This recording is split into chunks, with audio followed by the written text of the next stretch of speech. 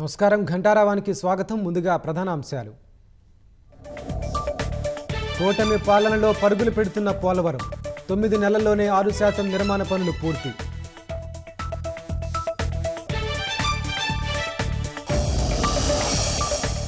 కనిగిరిలో Reliance biogas ప్లాంట్కు సర్వం సిద్ధం.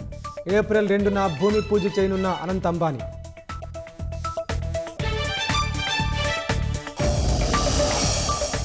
ఉచిత విద్యుత్తో చేనేత కుటుంబాల్లో కొత్త వెలుగులు.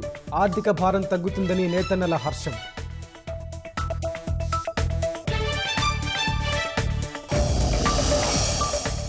దేశవ్యాప్తంగా భక్తి శ్రద్ధలతో రంజాన్ వేడుకలు. ముస్లిం సోదరులకు ప్రముఖుల శుభాకాంక్షలు.